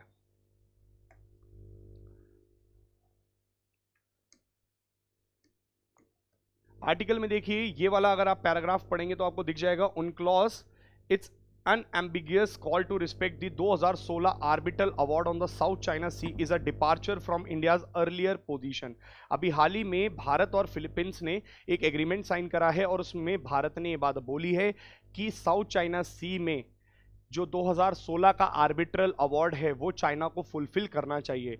तो फिलीपींस और भारत की दोस्ती इतने हद तक आगे बढ़ चुकी है आज, जिस चीज को भारत पहले बिल्कुल एकदम खुले रूप से नहीं बोलता था वो आज खुले रूप से बोलने लग गया है। और खुले रूप से वो ये बात बोल चुका है कि 2016 में जो चाइना का आर्बिट्रल अवार्ड आया था वो माना जाना चाहिए। अब वो आर्बिट्रल अवार्ड है क्या, पहले वो देख लेते हैं। हुआ क्या था, परमानेंट कोर्ट ऑफ आर्बिट्रेशन है हेग नीदरलैंड्स के अंदर। हेग नीदरलैंड्स में जो परमानेंट कोर्ट ऑफ आर्बिट्रेशन है इसके अंदर 3 कंट्रीज होती हैं। 3 कंट्रीज कैसे? एक होती है वो कंट्री जिसने केस किया है, एक होती है दूसरी कंट्री जिसके साथ विवाद चल रहा है। तो कंट्रीज में आपस में अगर विवाद चल रहा है तो वो परमानेंट कोर्ट ऑफ आर्बिट्रेशन जा सकती हैं। अब आप बोले आईसीजे भी जा सकती हैं, बिल्कुल, इंटरनेशनल कोर्ट ऑफ जस्टिस भी जा सकती हैं और आईसीसी भी जा सकती हैं, डिपेंड करता है कौन सा इशू है। तो इन्होंने चूज किया परमानेंट कोर्ट ऑफ आर्बिट्रेशन, ये आर्बिट्रेशन करने का एक तरीका है। तो यहाँ पे है चाइना, यहाँ पे है फिलीपींस, इन दोनों के बीच में विवाद चल रहा था कि स्कारबोरो शोल किसका पार्ट है। स्कारबोरो शोल किसका पार्ट है, परमानेंट कोर्ट ऑफ आर्बिट्रेशन में करेंगे। और जैसे आपने देखा होगा भारत और न्यूजीलैंड का अगर मैच हो रहा है तो न्यूजीलैंड का अंपायर नहीं रखते, श्रीलंका का रखेंगे, किसी और कंट्री का रखेंगे। सिमिलरली एक बीच का व्यक्ति रखा जाता है जो कॉमन होता है और 2:1 से वोटिंग होती है, जिसको मेजोरिटी मिलती है उसके हक में फैसला होता है। यह है पूरा का पूरा परमानेंट कोर्ट ऑफ आर्बिट्रेशन का वर्किंग प्रोसीजर। दोनों कंट्रीज ने पहले तो सिग्नेचर करा, साइन करा और उसके बाद चाइना ने वहां से निकल गया। चाइना ने कहा भाई मेरे को नहीं आना पीसीए में, पीसीए मेरे खिलाफ एक्शन ले लेगा। बट यहां पे बोला गया है, उनक्लॉज के एक्ट में यह बात बोली गई है, the absence of a party और the failure of a party, चाहे एब्सेंस हो चाहे उसका फेलियर हो, to present its case shall not be a bar to proceeding. मतलब चाहे कोई व्यक्ति आए या ना आए, एक बार अगर आपने हाँ कर दी पीसीए में, उसके बाद चाहे चाइना की साइड आकर के अपना केस रखे ना रखे, जो पीसीए को लगेगा वो फाइनल एंड बाइंडिंग होगा। तो देखिए फाइनल एंड बाइंडिंग बोला गया और यहां पर यह बात बोली गई, पीसीए ने डिनाई करा चाइना का क्लेम कि हिस्टोरिकल राइट साउथ चाइना सी में उसके हैं। तो पीसीए ने बोला साउथ चाइना सी में कोई हिस्टोरिकल राइट्स नहीं है, प्लस स्कारबोरो जो शोल है वो बिल्कुल फिलीपींस का पार्ट है। ये था 2016 का arbitral award. But reality is China ये बातें नहीं मानता है। अब भारत ने खुले तौर पर ये बात बोली है कि 2016 का आर्बिट्रल अवार्ड इंपॉर्टेंट है। देखिए ये एक इंपॉर्टेंट मैसेज है विश्व के अंदर देना चाह रहा है भारत, चाइना को बोलना चाह रहा है कि आपको साउथ चाइना सी में हिस्टोरिकल क्लेम नहीं मिलेगा, आपको फ्री इंडो पैसिफिक रखना पड़ेगा, आप किसी भी इंपॉर्टेंट चीज पर खुद क्लेम नहीं कर सकते। फिलीपींस के लिए ये इंपॉर्टेंट क्यों है? क्योंकि फिलीपींस साउथ चाइना सी में चाइना से बहुत ज्यादा परेशान है और भारत जब उसको सपोर्ट करता है तो एक इंपॉर्टेंट प्लेयर उसको सपोर्ट कर रहा है। इससे भारत और आसियान नेशंस में जो फिलीपींस है उसके रिश्ते गहरे होने वाले हैं। इसी पर आर्टिकल पूरा का पूरा आया है और ये बोला गया है साउथ चाइना सी एक बहुत ही इंपॉर्टेंट मैरीटाइम बाउंड्री है जो मलाक्का स्ट्रेट से इंपॉर्टेंट कनेक्ट करती है इंडो इंडियन ओशियन को। So it is very important. और यहाँ पे बोला है कि free and stable marine operations करने के लिए साउथ चाइना सी बहुत ज़्यादा ज़रूरी है। और ये बोला है कि डिप्लोमेटिकली इसको हैंडल करा जाए, ना कि लड़ाई के थ्रू। अब डिप्लोमेटिकली कैसे हैंडल करा जाएगा? क्योंकि आर्टिकल की हेडिंग है क्वाइट डिप्लोमेसी। क्वाइट मतलब शांति से डिप्लोमेसी करने के लिए यू नीड दी आसियान। आइए एक बार आसियान के बारे में समझते हैं जल्दी से। ओके दोस्तों, ASEAN association of all south east Asian nation. देखिए साउथ ईस्ट, भारत आता है साउथ एशिया में, यह है south east Asia, south east Asia के अंदर। और ये क्या है? जकार्ता इंडोनेशिया में बनाया गया, इसका headquarters is in Jakarta. 1967 Bangkok declaration से इसका फॉर्मेशन होता है। याद रखिएगा सेम बैंकॉक डिक्लेरेशन से 1997 से ये हुआ 67 में, 1997 के सेम बैंकॉक डिक्लेरेशन से बिम्स्टेक भी बनता है। तो यूपीएससी कंफ्यूज करने के लिए आसियान में लिख देगा 1997 का बैंकॉक डिक्लेरेशन, जबकि वो गलत हो जाएगा। और यहाँ पे देखिए कितने मेंबर्स हैं, यहाँ पे 10 मेंबर्स हैं। 10 मेंबर के नाम क्या क्या हैं जल्दी से देख लेते हैं। देखिए थाईलैंड है, इंडोनेशिया है, मलेशिया है, फिलीपींस है, सिंगापुर है। इनिशियली ये 5 मेंबर्स थे, फिर later on Brunei, Vietnam, Laos, Myanmar और कंबोडिया। याद रखिएगा Myanmar is a south east Asian nation, that is why Myanmar is very important for India. अब बात करते हैं कि आसियान क्या है। आसियान की फर्स्ट मीटिंग हुई थी बाली इंडोनेशिया में। यूपीएससी आपसे पूछ सकता है। आसियान का चार्टर लीगली बाइंडिंग है। एक बात और ध्यान रखिएगा, लीगली बाइंडिंग चार्टर है। और यही चीज देखिए यहां पर भी मौजूद है, क्योंकि यहां पर यह बात बहुत अच्छे से बताई गई है कि लीगली बाइंडिंग बनाया जाए।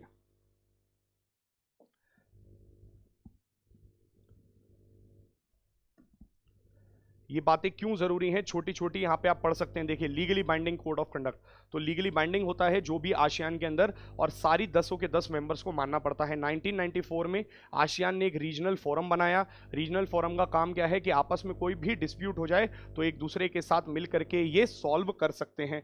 कौन कौन है उसमें? जैसे भारत उसमें मेंबर है, चाइना उसमें मेंबर है, यूएसए भी मेंबर है। ध्यान रखिएगा भारत आसियान रीजनल फोरम का मेंबर है। फिर एक टर्म था न्यूज में आसियान वे। आसियान वे क्या होता है? अप्रोच है, एक ऐसी अप्रोच जो सॉल्व करता है issues that respects culture norms of south east Asia. मतलब साउथ ईस्ट एशिया के अंदर अगर कोई भी प्रॉब्लम आती है तो कल्चरल तरीके से सॉल्व करने के तरीके को बोलते हैं द आसियान वे। आसियान अपने तरीके से सॉल्व करता है। तो यूपीएससी आपसे पूछ सकता है आसियान वे क्या है, तो आपको पता होना चाहिए। Next, ASEAN master plan of connectivity 2025 तक आसियान कोशिश कर रहा है कि पूरे के पूरे एशिया के साथ जुड़ जाए, जिससे भारत को भी फायदा होने वाला है, क्योंकि भारत भी अपने ट्रेड को बढ़ा सकता है आसियान के साथ। यूपीएससी पूछेगा मास्टर प्लान ऑफ कनेक्टिविटी 2025 किस ऑर्गेनाइजेशन के साथ है, और वहां पे वो आपको ऑप्शन दे देगा बिम्स्टेक, आसियान, शंघाई या सार्क। और आपको पता होना चाहिए कि it is ASEAN master plan of connectivity. Next, ASEAN +3। देखिए आसियान के अंदर कितने मेंबर्स हैं? 10। 10 में और 3 लोगों को ऐड कर दो तो इसको बोल दो आसियान +3। आसियान को मैं 10 लिखता हूं, या फिर मैं डायरेक्ट आसियान लिख देता हूं। आसियान +3 मतलब आसियान में जितने 10 हैं +3। 3 कौन है? China, Japan, south Korea. अगर मैं इन तीनों को ऐड कर दूं तो मैं बोलूंगा आसियान +3। बट अगर आपसे यूपीएससी पूछे क्या भारत आसियान +3 का मेंबर है? नहीं। भारत क्या आसियान का मेंबर है? नहीं। भारत फिर किसका मेंबर है दोस्तों? तो भारत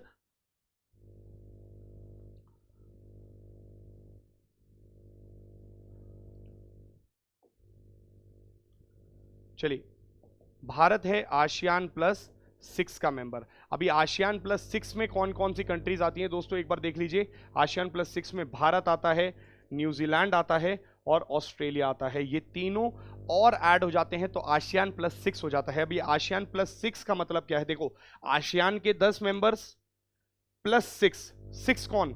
तीन तो हो गए आसियान प्लस 3 वाले ना दोस्तों, चाइना, जापान, साउथ कोरिया। इनके साथ और 3 मिल जाएं तो क्या हो गया, आसियान प्लस 6। तो एक्चुअल में भारत आसियान प्लस 6 का मेंबर है, ना कि आसियान प्लस 3 का। और अगर मैं बोलता हूं east Asia summit, east Asia summit के अंदर आसियान प्लस 6 के सभी मेंबर और उसी मीटिंग में रशिया और यूएसए के भी नॉमिनेटिव्स आके बैठ जाएं, तो आप क्या बोलेंगे, ईस्ट एशिया समिट हो रही है। यूपीएससी पूछ सकता है आपसे। याद रखिएगा, एक regional comprehensive economic partnership plan भी था आसियान का। आसियान प्लस 6 चाह रहा था आपस में एक दूसरे के साथ पूरा का पूरा एफटीए करना, जिसमें चाइना है, जापान है, ऑस्ट्रेलिया है, न्यूजीलैंड है, ये आपस में एक दूसरे के साथ क्या करना चाह रहे थे, एक फ्री ट्रेड एरिया एग्रीमेंट, जिसमें कि इनके गुड्स यानी कि चाइना के गुड्स भारत आ सकें इजीली, भारत के गुड्स चाइना जा सकें और सभी कंट्रीज में जा सकें। 16 कंट्रीज का आपस का एक एफटीए का प्रपोज्ड प्रोग्राम था, जिसमें भारत ने बाहर कर दिया अपने आप को। भारत ने बोला, मोदी जी ने बोला मैं इसका मेंबर नहीं बनूंगा। 15 कंट्रीज ने एफटीए फाइनली साइन किया है। अब सवाल यह है कि भारत ने क्यों नहीं साइन किया, इसका सवाल का जवाब आप मुझे बताइए। भारत ने 2 वजहों से साइन नहीं किया। पहला, भारत की डेयरी इंडस्ट्री, दूसरा चाइना से डेफिसिट। देखिए, भारत की जो डेयरी इंडस्ट्री है, भारत की डेयरी इंडस्ट्री हार्म होती अगर न्यूजीलैंड और ऑस्ट्रेलिया की डेयरी इंडस्ट्री से प्रोडक्ट भारत आ सकते। फ्री ट्रेड एरिया का मतलब है कि हम कोई कस्टम ड्यूटीज या रिस्ट्रिक्शंस नहीं लगा सकते अगर कोई सामान बाहर से आ रहा है। हम भी बाहर बेच सकते हैं, बट आप एक बात समझिए, भारत से दूध बाहर नहीं बिक सकता, मिल्क प्रोडक्ट्स। क्यों? क्योंकि हमारे प्रोडक्ट्स को हाइजीनिक नहीं माना जाता है।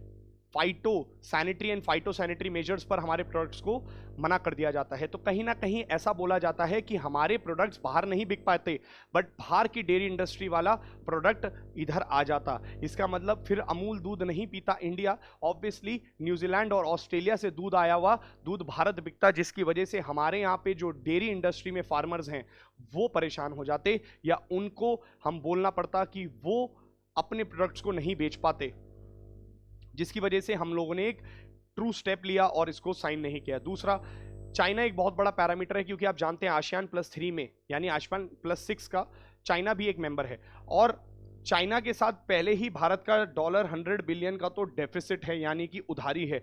और इतनी बड़ी उधारी तब है जब हम anti dumping duties, custom duties और बतेरी चीजें लगाते हैं। बट आप मुझे एक बात बताइए, क्या होगा अगर भारत ने चाइना के साथ एक हस्ताक्षर ऐसा साइन कर लिया जिसमें हम बोल रहे हैं कि हम लोग फ्री रखेंगे अपने बॉर्डर्स को, आप अपना सामान जितना मर्जी दो, वो सारा का सारा सस्ता सामान डंप कर देगा और हम लोग चाइना पे डिपेंड हो जाएंगे। और हम चाइना से लड़ना चाहते हैं, चाइना को ओवरकम करना चाहते हैं, चाइना की जो हेगेमनी है उसको खत्म करना चाहते हैं, तो हम चाइना के साथ कैसे ही साइन कर लेते। हमने बोला भी था चाइना को कि आप ओरिजिन ऑफ गुड्स का कंसेप्ट लाओ, आप बताओ कि गुड्स पर अब made in India, made in Australia ना लिखा हो, मेड इन साउथ कोरिया ना लिखा हो, बल्कि ये लिखा हो कि ओरिजिन क्या हुआ है। क्योंकि चाइना क्या कर रहा था, अपने प्रोडक्ट्स को साउथ कोरिया भेज करके साउथ कोरिया में मेड इन साउथ कोरिया लिखवा करके भारत में एक्सपोर्ट करा रहा था, जबकि भारत को यह बात पता है कि चाइना के ही सारे प्रोडक्ट्स इलेक्ट्रॉनिक्स या सेमीकंडक्टर्स वाले भारत आते हैं घूम करके दूसरी कंट्रीज के चैनल के थ्रू। तो हम लोगों ने सिंपल सी ये बात बोल दी थी कि अगर आप ऐसा चाहते हैं तो सबसे पहले आप ओरिजिन बताइए, जो कि चाइना ने मना कर दिया। हेंस भारत ने RCEP ज्वाइन नहीं किया, and this is all about ASEAN. तो आसियान में बोला जा रहा है किसी तरीके से आसियान कंट्रीज आपस में एक दूसरे के साथ मिल करके क्वाइट डिप्लोमेसी से काम करे, और किस पे फोकस करे, साउथ चाइना सी पर। How the CPI's basket conceals the inflation picture. जल्दी से देखिए, consumer price index and subsequently calculating inflation. क्या बोला जा रहा है कि कंज्यूमर प्राइस इंडेक्स को चेक करते समय जो basket of goods and services हम लोग लेते हैं या बास्केट लेते हैं, वो बास्केट बहुत पुरानी हो चुकी है। देखिए, एक बास्केट रखिए, मुझे क्या लेवल पे चेक करना है, मुझे कंज्यूमर के लेवल पर महंगाई चेक करनी है। मैंने एक बास्केट रखी और उसके अंदर कुछ रिप्रेजेंटेटिव्स सारे के सारे गुड्स एंड सर्विसेज रखी जो रिप्रेजेंट करती हैं एक नॉर्मल आदमी के खर्चे को। जैसे मुझे आप एक बात बताइए, आपके इंपॉर्टेंट खर्चे को अगर मुझे पता करना है कि आपको महंगाई मिल रही है कि नहीं मिल रही है, तो मैं सबसे पहले क्या करूंगा, एक बास्केट रखूंगा, उसमें सबसे इंपॉर्टेंट फूड और बेवरेजेस को रखूंगा, क्योंकि हमारा मेजर खर्चा फूड एंड बेवरेजेस पे होता है। एजुकेशन को रखूंगा, हेल्थ को रखूंगा, ये सभी इंपॉर्टेंट पैरामीटर्स है कि नहीं है। ट्रांसपोर्टेशन भी एक इंपॉर्टेंट पैरामीटर है, हेल्थ एक इंपॉर्टेंट पैरामीटर है। इसके लिए हमें गुड्स की बास्केट बनानी पड़ेगी, गुड्स एंड सर्विसेज की। आर्टिकल के अंदर ऑथर ये कह रहे हैं ये जो बास्केट है ना बहुत पुरानी हो चुकी है। जिस लेवल पे आज हम इन्फ्लेशन को चेक कर रहे हैं उसके अंदर डीवीडी वो गुड्स आ रहे हैं, सीडी या फिर रेडियो। आज की डेट में कौन सुनता है, कौन रेडियो और सीडी और डीवीडी वाले जो पहले आते थे वो सब तो बहुत पुराने हो चुके हैं। मतलब वो बास्केट 10 साल 15 साल पुरानी है। आज के जो हमारे रिप्रेजेंटेशन होना चाहिए बास्केट के अंदर वो मौजूद नहीं है। इसलिए वो बोल रहे हैं कि सीपीआई की जो बास्केट है वो इन्फ्लेशन की पिक्चर को कंसील करती है, मतलब छुपा के रखती है। अगर हम चाहिए कि पूरी की पूरी ट्रू पिक्चर आए तो हमें बास्केट के अंदर के गुड्स बदलने पड़ेंगे, जिसको कि अभी समय लगेगा। तो वो ये कहते हैं कि इस एब्सेंस के अंदर बहुत ज़्यादा हम लोग एक्यूरेसी पर काम नहीं कर सकते। कहने का मतलब ये है कि जो भी आज सीपीआई की पिक्चर्स आ रही हैं क्या आज के खर्चे को बता रही हैं, क्योंकि आपने वो गुड्स को एंटर करा रखा है जिस पे हम खर्चा ही नहीं करते हैं। बात समझिए, आज की डेट में हम लोग सीडी पर अब मान लीजिए फ्लॉपी डिस्क आती थी पहले, अगर मैंने floppy disk as a product CPI में ऐड कर रखा है तो क्या आज हम लोग फ्लॉपी डिस्क पर खर्चा कर रहे हैं? नहीं ना। तो क्यों सीपीआई अच्छी फिगर देगा या सीपीआई एक ट्रू फिगर कैसे दे सकता है? इसके लिए इंडेक्स को ठीक करने की बात करी गई है। अब यूपीएससी के अंदर क्या पूछा जा सकता है, जल्दी से देख लीजिए, WPI versus CPI. Wholesale price index CPI में क्या फर्क है? होलसेलर लेवल पर अगर मुझे महंगाई चेक करनी है तो डब्ल्यूपीआई, कंज्यूमर के लेवल पर सीपीआई। इसको रिलीज कौन करता है? Office of economic adviser, DPIIT, और जो मिनिस्ट्री ऑफ कॉमर्स के अंडर आती है। नेशनल स्टैटिस्टिकल ऑफिस जो ministry of statistics and programme implementation के अंदर आता है वो सीपीआई लॉन्च करता है या रिलीज करता है। इसका बेस ईयर मतलब एक ऐसा ईयर जो एक्सट्रीमिटीज से गायब हो, एक ऐसा ईयर जो कि ना ज़्यादा जिसमें मॉनसून अच्छा हो ना ही ज़्यादा मॉनसून खराब हो, ना ही नेचुरल कैलेमिटी आई हो ना ही कम हो, एक मॉडरेट वाला पीरियड जो ना ही बहुत अच्छा हो ना ही बहुत खराब हो। क्योंकि एवरेज का एक सबसे बड़ी प्रॉब्लम है वो एक्सट्रीमिटीज़ को काउंट कर लेता है, इंक्लूड कर लेता है। तो बेस ईयर हम लोग 2011-12 लेते हैं और इसमें 2012 लिया जाता था, बट अब 2016 कर दिया गया है। प्रोडक्ट्स होलसेल प्राइस इंडेक्स की सबसे बड़ा लूप होल है कि इसमें सिर्फ और सिर्फ गुड्स आते हैं। कंज्यूमर प्राइस इंडेक्स का सबसे अच्छा पॉजिटिव पॉइंट है कि यहाँ पे सर्विसेज भी इंक्लूड करी जाती हैं। Number of items count, WPI का सबसे अच्छा बेनिफिट ये है कि 697 आर्टिकल्स यानी प्रोडक्ट्स पर काउंट होता है, जबकि सीपीआई सिर्फ और सिर्फ 448 आइटम्स पे होता है। बट आप देखिए 448 रूरल में है, 460 अर्बन में है। और ये पॉइंट भी याद रखिएगा, इसी अर्बन और रूरल वाले जो आइटम्स हैं उसी को हम बास्केट कहते हैं, और यही बास्केट बहुत पुरानी हो चुकी है जिसको रिवाइज करने के लिए ऑथर बोल रहे हैं। Group of items, primary articles, fuel and power, manufactured products, ये काउंट करे जाते हैं डब्ल्यूपीआई में। Whereas education, communication, transportation, recreation, food and beverages, housing, medical care, ये करा जाता है कहां पर? सीपीआई में। पीरियड, अब देखिए पीरियोडिसिटी अब कितना टाइम पर आता है, तो डब्ल्यूपीआई वीकली बेसिस पे रिलीज होता है। Primary article, fuel and power weekly पे होते हैं, वेरेज ओवरऑल भी एक आता है मंथली। तो अगर आपसे पूछा जाए डब्ल्यूपीआई हफ्ते में भी आता है, बट किस चीज का हफ्ते में आता है? प्राइमरी आर्टिकल से रिलेटेड और फ्यूल और पावर से रिलेटेड, जबकि सीपीआई हर महीने रिलीज किया जाता है। इंपॉर्टेंस क्या है सीपीआई की? देखिए मॉनेटरी पॉलिसी कमेटी जो 2016 में बनाई गई है, वो 2016 की कमेटी यानी आरबीआई डिसीजन लेता है इन्फ्लेशन टारगेटिंग का, किसके बेस पर? सीपीआई। हमने पहले आर्टिकल में इसी की बात करी थी।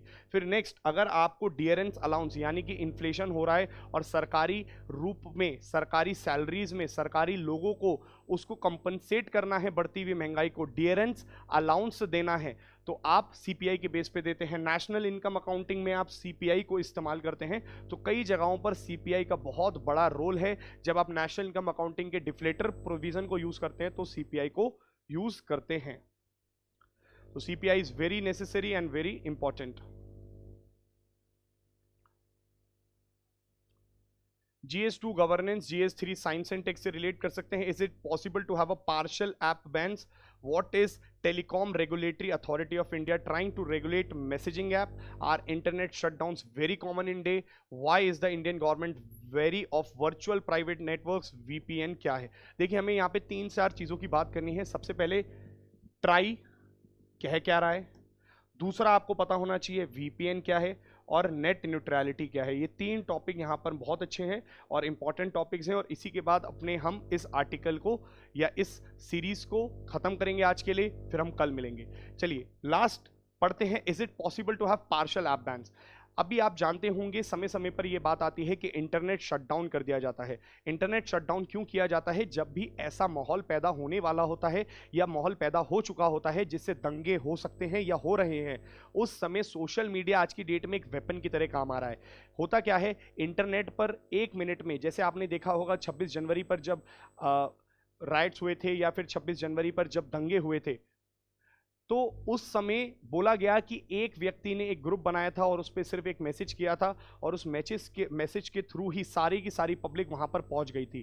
तो आज की डेट में इंटरनेट एक बहुत बड़ा मोड ऑफ कम्युनिकेशन आ जाता है, इंपॉर्टेंट कम्युनिकेशन मोड है। बट यहां पर यह भी बोला जा रहा है कि हर समय इंटरनेट शटडाउन करने से आप लोगों के राइट टू जो आर्टिकल 21 है उसको भी हनन करते हो। तो आप ऐसा नहीं कर सकते हर समय आप राइट टू इंफॉर्मेशन नहीं मिल रही है लोगों को, या फिर आप हर समय इंटरनेट को शट डाउन कर देंगे तो उससे ही दंगे रुकेंगे। तो बोला जा रहा है कि कुछ एक अलग ऑल्टरनेटिव लाया जाए, क्योंकि सरकार भी गलत तरीके से इसका इस्तेमाल करती है या कर सकती है इंटरनेट शट डाउन करके। कई बार इंटरनेट एक बहुत इंपॉर्टेंट सुविधाएं देते हैं हमें, वो भी बंद हो जाती है जस्ट बिकॉज ऑफ एनी दंगे। जैसे कश्मीर में बोला जाता है 365 दिनों में जब ये इंटरनेट शटडाउन का प्रोसीजर चल रहा था, मात्र 50 दिन सिर्फ इंटरनेट ऑन हुआ, बाकी सभी दिन इंटरनेट शटडाउन पे रहा। तो इस प्रकार से चीजों को खत्म करने के लिए ट्राई ने बोला क्या सेलेक्टिव ऐप को बैन कर सकते हैं? पूरे इंटरनेट को बंद करने से बेहतर क्या है, व्हाट्सएप को बैन कर दो, व्हाट्सएप से ही तो होगा। अच्छा आप बोलो व्हाट्सएप से नहीं कर रहे हैं, कोई और मैसेजिंग ऐप से कर रहे हैं, तो उस मैसेजिंग ऐप को बैन कर दो ना, क्या ही फर्क पड़ रहा है। वो सेलेक्टिव ऐप बैन्स को आप कर सकते हैं क्या, उसी पर पूरा का पूरा डिस्कशन है। अच्छा दूसरी इंपॉर्टेंट बात यहाँ पे वर्चुअल प्राइवेट नेटवर्क, ये आप पढ़ लीजिएगा, पूरा आर्टिकल आपको समझ में आ जाएगा, बट वीपीएन का भी बात करी गई है। वर्चुअल प्राइवेट नेटवर्क क्या है? बोला जा रहा है कि आपने मान लीजिए ऐप को बैन कर दिया, बट लोगों के पास एक तरीका है, क्या वो वीपीएन का प्रोसीजर इस्तेमाल कर सकते हैं। वर्चुअल प्राइवेट नेटवर्क क्या होता है, अगर आप चाहते हैं कि आपकी आइडेंटिटी किसी को ना पता चले तो ऐसा हो सकता है। अब आप ध्यान से देखिएगा किस तरीके से वीपीएन काम करता है दोस्तों। मान लीजिए आपने अभी जो मेरी YouTube की वीडियो देख रहे हैं, आप इस YouTube की वीडियो या कोई भी YouTube की वीडियो को देखने के लिए आपने क्या किया, आपने सबसे पहले अपने एक नेटवर्क, अभी वो नेटवर्क क्या है, नेटवर्क है जैसे कि आपके घर में लैपटॉप, आपके मोबाइल स्क्रीन, आपका मॉडेम, वाईफाई, ये सभी चीजें आपका क्लोज्ड नेटवर्क है। इस क्लोज्ड नेटवर्क में आपने एक रिक्वेस्ट भेजी, किस चीज की रिक्वेस्ट, कि मेरी ये वाली वीडियो आपके सामने आए। अच्छा अभी क्या हुआ, ये रिक्वेस्ट जाती है यूएसए के सर्वर में जहां पे ये फाइल एक्चुअली लोकेटेड है।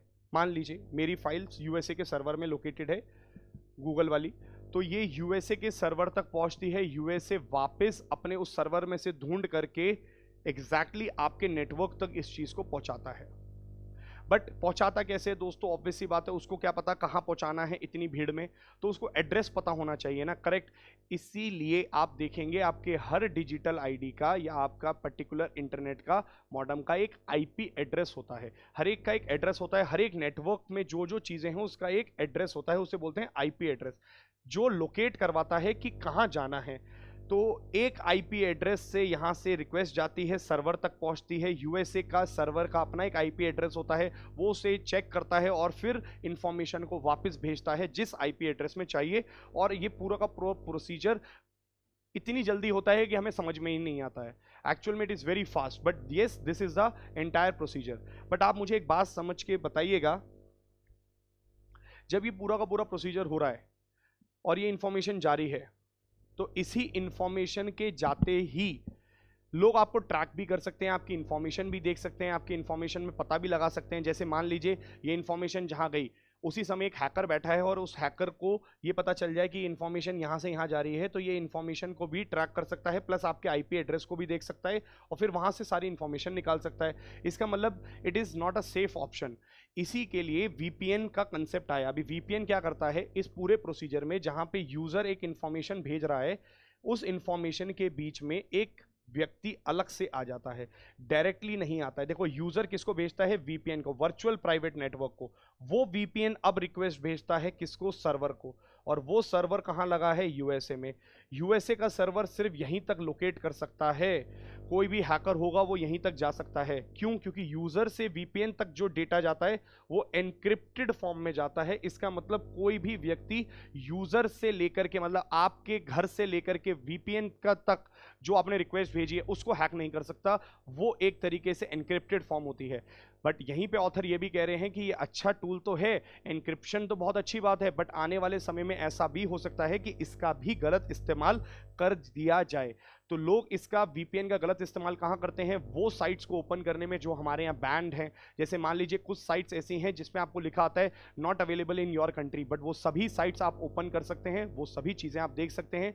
इसको बोलते हैं वीपीएन। अब बात करते हैं नेट न्यूट्रलिटी की जल्दी से। नेट न्यूट्रलिटी क्या होता है दोस्तों? देखो, जैसे मैं आपसे कहता हूं रिलायंस आपके पास एक फोन लेके आए और रिलायंस आपसे बोले कि ये जो फोन है, अगर आप मेरा ये वाला फोन खरीदेंगे, मान लीजिए कोई भी XYZ अमाउंट है इसका फोन, अगर आप मेरा वाला फोन खरीदेंगे तो इसमें जो जियो की स्पीड चलेगी वो पर्टिकुलरली चलेगी 10 GB या 10 Mbps के, या आप ऐसा समझिए रिलायंस का फोन, और इसने बोला